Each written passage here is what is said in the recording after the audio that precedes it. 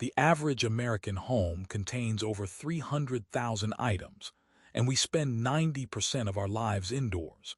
Yet surveys consistently show that clutter is one of the top 5 sources of daily stress, right up there with money and work. Meanwhile, Japanese homes, often half the size of ours, feel twice as spacious, and you will rarely find a single item out of place.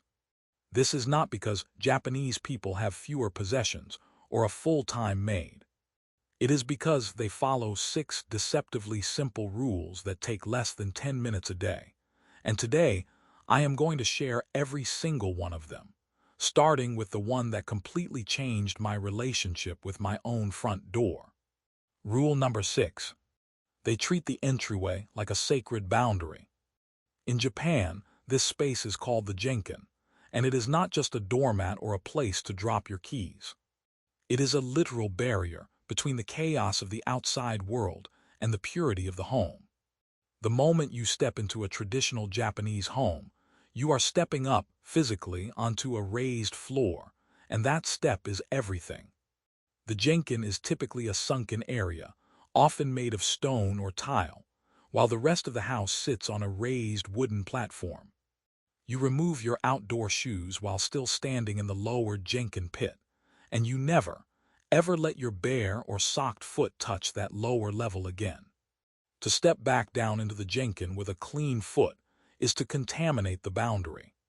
You then turn around, bend down, and neatly turn your shoes so the toes point toward the door, ready for you to slip back into them when you leave. This single ritual, which takes about 15 seconds, does something shocking to your brain.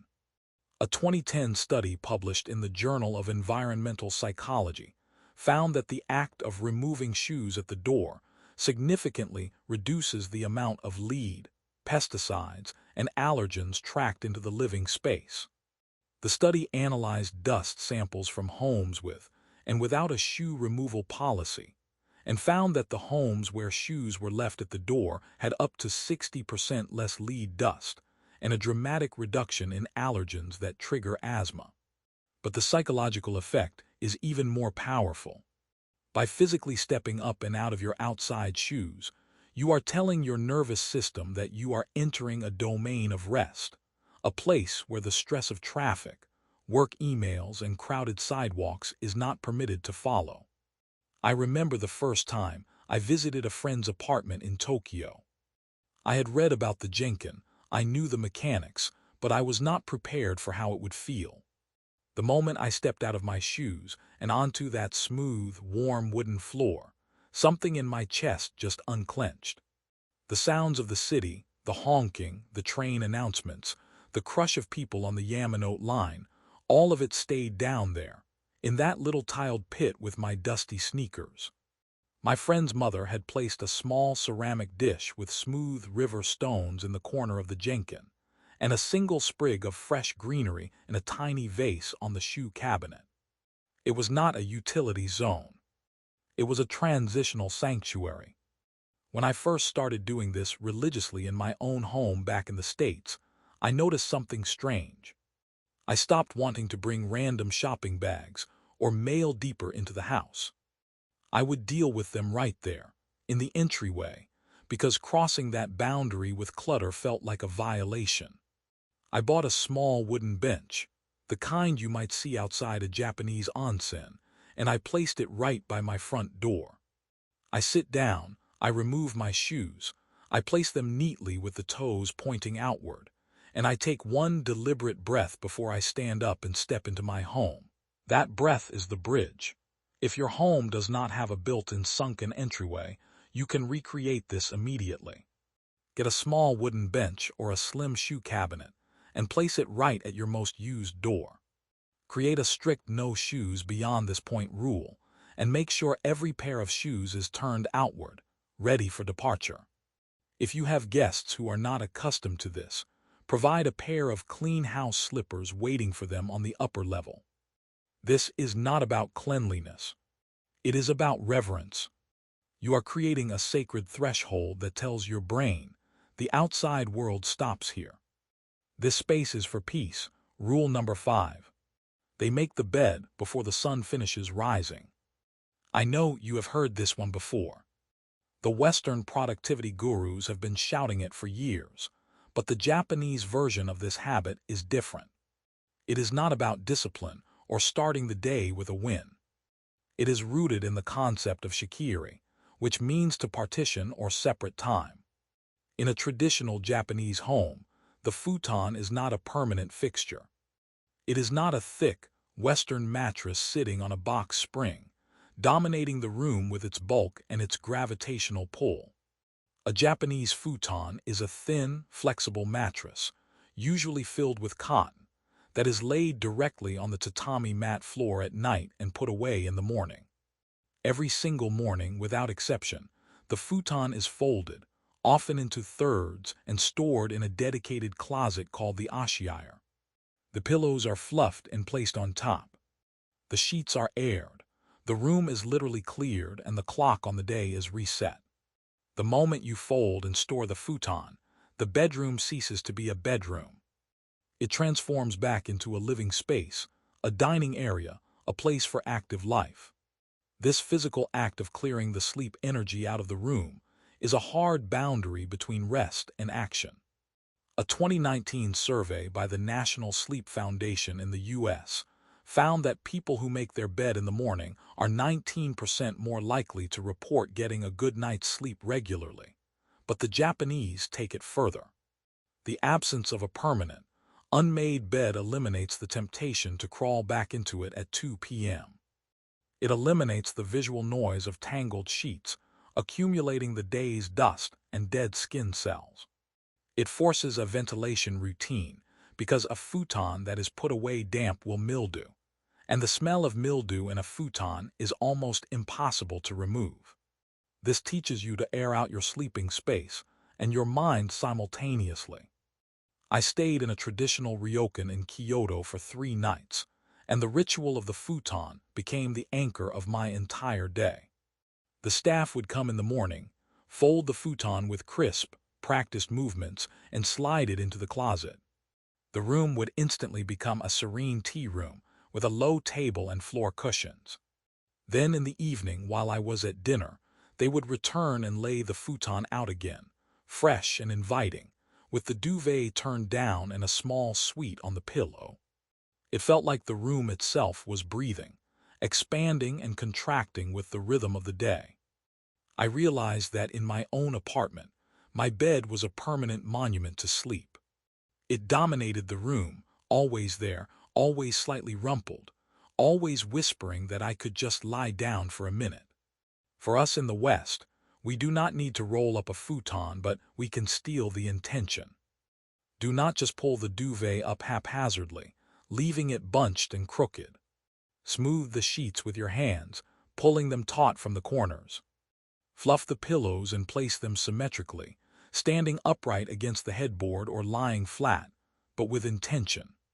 Fold the throw blanket at the foot of the bed, with the same precision you would use folding a kimono, crisp edges, even folds. Then, and this is the key, open the window for 5 minutes, even if it is freezing outside. Let the room exhale. Let the stale, warm air that has been holding your breath and your body heat all night escape, and be replaced by fresh, cool air. I started doing this in a tiny studio apartment in Brooklyn, the kind of place where the bed was basically in the kitchen, and my friend from Osaka walked in one day, paused, inhaled deeply, and said, "Your room smells like morning." That is the goal. It takes 3 minutes, and it partitions your day so the person who slept in that bed is not the same person who lives in this room. You have closed the chapter on sleep and opened the chapter on wakefulness. Rule number 4. They assign every single object a permanent home and they label it. There is a reason you can walk into a Japanese kitchen with almost no counter space and watch someone prepare a 12-dish meal without breaking a sweat.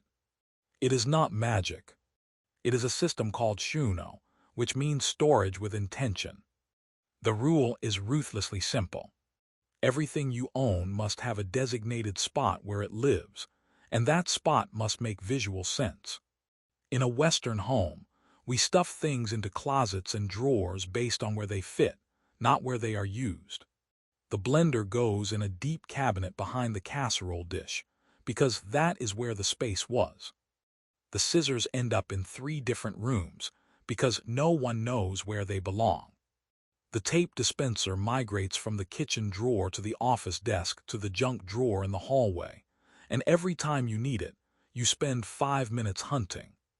In a Japanese home, the scissors live exactly next to the spot where you open the mail. The rice cooker's paddle hangs on a dedicated hook directly above the rice cooker. The cleaning supplies for the bathroom are stored in the bathroom, not under the kitchen sink. The remote controls for the television live on a small tray on the coffee table, and they are always placed back on that tray, parallel to each other, when not in use. This is not just organization. It is a radical reduction of decision fatigue. A 2021 study from the University of Tokyo's Department of Architecture found that visual clutter in the home directly correlates with elevated cortisol levels, and the primary driver of that clutter is not the volume of objects, but the lack of a designated place for them. When an object does not have a home, it migrates. It ends up on the dining table, then the chair, then the floor. And your brain has to subconsciously track it every time you walk past. That tracking burns cognitive fuel. It creates a low, constant hum of anxiety that you might not even be aware of until it is gone. The Japanese solve this with transparent containers and vertical labeling. They use clear acrylic boxes so you can see exactly what is inside without opening a lid. They label shelves, not with a label maker that looks like a corporate office, but with simple, elegant tags, sometimes just washi tape and a fine-tipped marker. I walked into the pantry of a Japanese home in Fukuoka, and every single shelf had a small, handwritten label. Rice, seaweed, dried shiitake, sesame seeds. The containers were uniform, clear, and stacked with precision. It looked like a small, beautifully curated shop. The woman of the house told me she could find anything in her kitchen in under 3 seconds, even with her eyes closed. I implemented this in my own kitchen, and the transformation was almost violent. I took everything out of my cabinets, every pot, every pan, every spice jar, every utensil, and I laid it all out on the floor. I grouped it by function. All the baking supplies together, all the coffee and tea equipment together, all the grain and pasta staples together. Then I stored each group as close to the point of use as physically possible. The coffee beans live in an airtight glass, jar directly above the coffee grinder. The pot lids live in a vertical rack right next to the stove, not stacked in a chaotic pile in a deep drawer. The spatulas and wooden spoons live in a ceramic crock right next to the cooktop, not jumbled in a drawer. It took an afternoon to set up, and I was exhausted by the end of it, but now the daily maintenance takes 0 minutes. I do not tidy my kitchen. I just use things and they return to their home automatically, because the home is so obvious and so close that putting them anywhere else would be more work. This is the genius of Shuno. It makes the correct action the easiest action. You do not need discipline. You just need a system where the path of least resistance is also the path of order. Rule number 3. They tidy as an act of gratitude, not as a chore. This rule is the one that rewired my entire brain. In the West, we clean because we are disgusted. We clean because the mess has become so offensive that we can no longer ignore it. We clean out of anger or shame, and that emotional charge makes tidying feel like a punishment. We grit our teeth, we blast music, we attack the mess like an enemy, and when we are done, we collapse on the couch feeling resentful and depleted. In Japan, the act of tidying is often framed as an expression of kancha, or gratitude. You wipe down the kitchen counter not because it is dirty, but because you are thanking the space that allowed you to prepare a nourishing meal. You carefully fold the jacket you wore today not because it is wrinkled, but because you are thanking it for keeping you warm. You sweep the genkan not because there is visible dirt, but because you are preparing the home to welcome you back tomorrow. This shift from disgust-driven cleaning to gratitude-driven tidying is not just a semantic trick. It changes the frequency and the duration of the task. When you clean out of disgust, you wait until the problem is big. You let the bathroom sink accumulate toothpaste splatter and soap scum for 2 weeks, and then you spend an angry 45 minutes scrubbing it while resenting every second. When you tidy out of gratitude, you do it daily, almost without noticing. I spent a week with a family in Kyoto, and the grandmother, a woman in her 70s with silver hair and hands that were always moving, would walk through the house every evening after dinner and just touch things. She would straighten a cushion on the tatami floor, her hand lingering on the fabric for just a moment. She would wipe a windowsill with her sleeve, a tiny, almost invisible gesture. She would align a pair of slippers that had been kicked off askew, turning them so they were perfectly parallel and ready for the next pair of feet. She was not cleaning. There was no bucket, no spray bottle, no sense of labor. She was just gently, lovingly putting the house to bed. Each interaction took maybe 10 seconds. The cumulative effect was that the house was always, at every moment, perfectly serene. It never reached a state of chaos, because the chaos was addressed in these tiny, loving increments before it could ever take root. A 2018 study from the Graduate School of Human Sciences at Osaka University explored the psychological effects of daily mindful cleaning and found participants who framed tidying as a practice of care, rather than a duty, reported significantly lower levels of anxiety and higher levels of life satisfaction. The study suggested that the emotional framing of the task was a more powerful predictor of well-being than the actual amount of time spent cleaning. The 10-minute timer is crucial here. Set a timer on your phone for exactly 10 minutes right after dinner, or right after you finish work. Walk through your home with the sole intention of expressing gratitude. Straighten the books on the coffee table and thank them for the knowledge they gave you.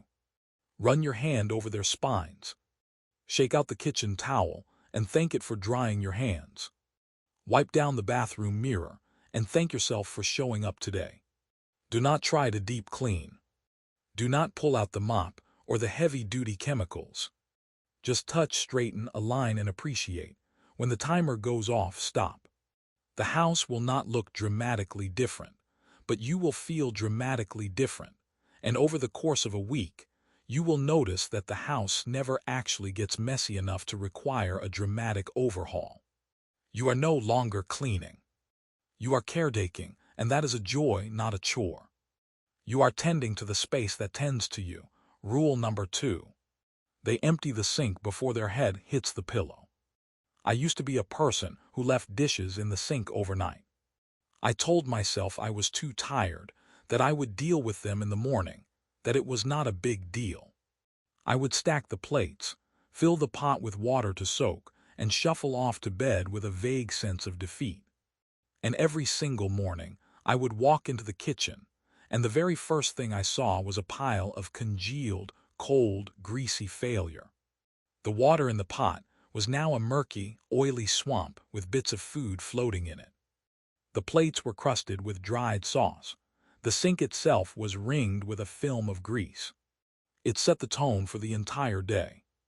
I was starting from a deficit. I was already behind. In Japan, the kitchen is considered a space of nourishment and health, and leaving it in a state of chaos overnight is almost unthinkable. This is not about having a spotless, magazine-ready kitchen at all times. It is about the concept of shimatsu, which roughly translates to putting things in order or tidying up after an activity. It is the same philosophy that guides the tea ceremony, where every utensil is cleaned and put away before the guests depart. The tea bowl is rinsed, the bamboo whisk is carefully cleaned and placed on its stand, the tea cloth is folded. The idea is that an activity is not complete until the space is returned to its original, neutral state. Cooking is not complete when the food is on the plate. Cooking is complete when the pots are washed, the counters are wiped, the sink is empty, and the dishcloth is hung to dry. This creates a clean slate for the next activity, which, in the morning, is making coffee or preparing breakfast in a space that feels peaceful and ready for you. A 2016 study published in the journal Environment and Behavior found that women who described their kitchens as cluttered or chaotic had significantly higher levels of cortisol and were more likely to engage in stress-induced snacking throughout the day. The visual chaos of a dirty kitchen literally alters your biochemistry. It signals to your brain that you are living in a disordered environment, and that triggers a cascade of stress responses. The Japanese solution is not to spend an hour scrubbing after the meal is over. It is to clean as you cook, a practice so simple it feels like cheating. While the onions are sweating in the pan, you wash the cutting board and the knife and put them away.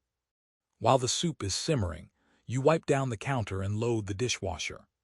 You keep a small bowl on the counter for vegetable scraps and empty it into the trash as you go. By the time the meal is on the table, the kitchen is already 90% clean. The only tools left out are the ones actively serving the food. After dinner, all that remains is the plates you just ate from and the serving dishes. Those get washed, dried, and put away immediately, and the sink gets a final rinse and a wipe with a microfiber cloth. I run the cloth around the rim of the sink, wipe down the faucet, and buff any water spots off the stainless steel until it gleams. The entire post-meal process, when you have practiced it for a week, takes under 5 minutes. I timed myself. From the moment I put my fork down to the moment I hung the dish towel, 4 minutes and 12 seconds. And the reward is not just a clean kitchen. The reward is what happens the next morning. You walk into a room that has been reset. There is no backlog of work waiting for you. No silent accusation from a sink full of water-logged food scraps. You are starting the day at neutral, not at a deficit, and that single psychological shift is worth more than any amount of sleep you might have gained by leaving the dishes until tomorrow. You walk into the kitchen, the morning light is coming through the window. The counters are bare and clean, the sink is empty and shining, and you feel, for just a moment, like you have your life together. That feeling is a gift you give to your future self. Rule number 1. They practice the daily evening reset, and it takes 90 seconds. This is the most important rule, the one that ties all the others together, and it is so shockingly simple that you will wonder why you have not been doing it your entire life.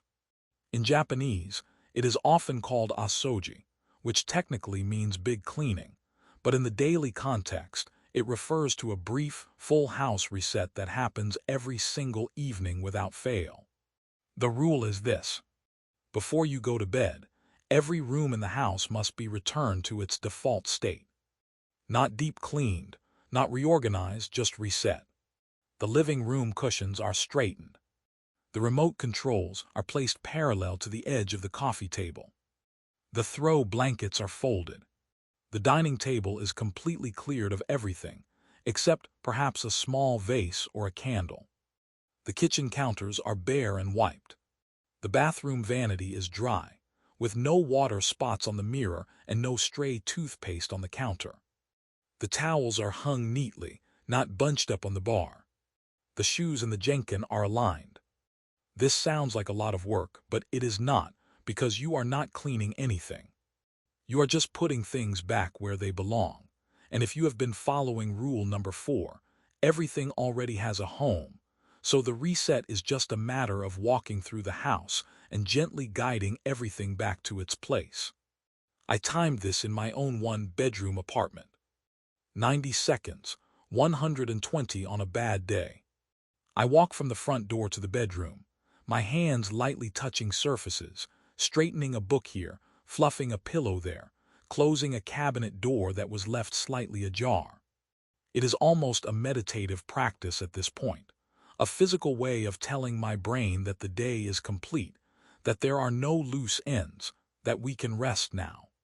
The psychological impact of waking up to a reset home is impossible to overstate.